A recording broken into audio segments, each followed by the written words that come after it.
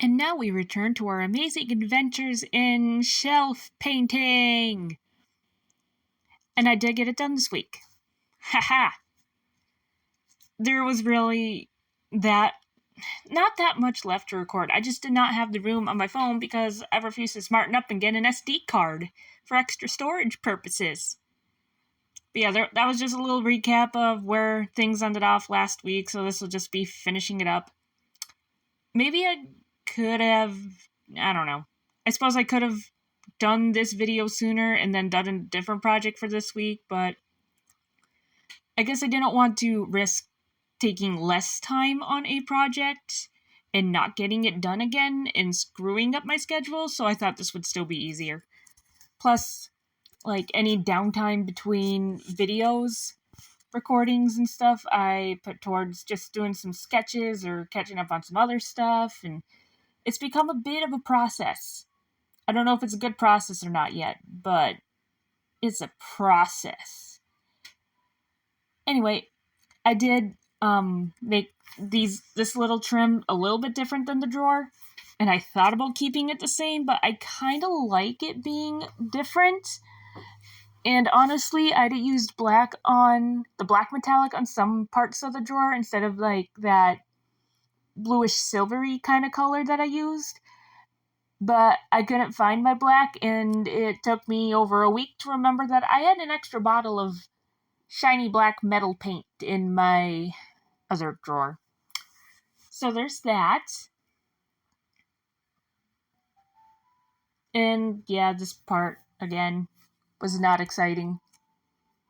I mean, it looks really cool now that it's done. I don't regret adding the gems. It was just kind of a bit of a boring process. Not that it took too long, so I guess it wasn't that bad. It definitely wasn't as bad as I thought it was going to be. But I'm sure it's not that interesting to watch, especially when it was in the last video. But it was all part of the process, man. Process is the key word of this video, and I don't know why. But it is. So I put the light ones on the dark black spots, and then the darker ones on the pink spots. I mean, there's really no other way to do it. That's just where it's gonna make sense. And back to the drawer. So there was some mistakes made here. I did add the little freckle details because Cheyenne has the freckles. So I added that on the drawer, and I really, really like the idea, even though they didn't stick out that much. But I feel like adding the glitter paint really overshadowed it. But that's not as bad as what I did a little later, when I didn't wait for the paint to dry as long as I should have. And it was probably still a little wet, and I made a mess, and it just did not look good. But anyway, yeah, here's some shiny glitters, and there's some more shiny glitters. It actually is kind of cool looking to see at least this part of it done faster. I don't know, just glitter paint is a little weird to spread because it's kind of like spreading glue, which I mean is glitter paint. I guess it would make sense, but yeah, it definitely doesn't like work and spread as quite the same as normal paint. And here's me doing the top because I wanted to do something for the top and I didn't really know what, and I thought about leaving it plain because it was fine plain. I'm not sure if I improved it or if it didn't matter, if I made it worse, it stayed the same. I don't know.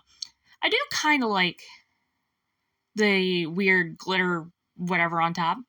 Oh, and yes, these are two of my absolute most favorite things to use whenever I do Cheyenne anything. Because look at how shiny they are! And there was me, like, flicking the brush, and all the glitter was just... It's kind of cool looking on camera, but I think it was even cooler looking off camera. But that amused me. So this is where my mistake was. My biggest mistake. The paint was definitely not dry enough for this. I don't know if this was meant to be used on something like this anyway. I did,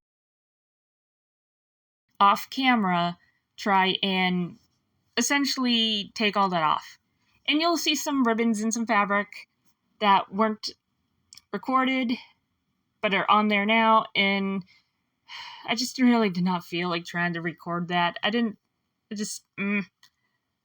I don't know what the little finger flicking was, but there you go. I just thought it would be maybe a bit too much of a pain to record that because I didn't quite... Oh, and there's a special guest appearance. Say hi, Punk. Bye, Punk. Anyway, I knew I wanted to incorporate some of the ribbons and stuff that I had because it just... The ones that I had felt just like it would work for this character, and then I hardly ever use it. I just didn't know how I wanted to incorporate it. So I did that part off camera. It's all going online. Anyway, the camera lighting changes because I went kind of back and forth between the camera light on and off because some things were a little easier to see without the extra light and some things were a little harder to see with the extra light, and so I kind of went with both views on this one, and then a close-up, and then me pointing out that some of these are really crooked and close together, and it kind of bothers me. But it's not quite as obvious when you look at it from a distance, so shh, don't tell no one. I just did. Yay! And there's my functioning drawer. I haven't decided what I'm going to put in here yet. I mean, I'm going to keep everything Shane themed somehow. So probably, like, I kind of thought about putting those powders in here. Or looking for other stuff online that might be kind of fun to put in my drawer. Yeah, that wasn't part of the artistic process, okay? That did not matter.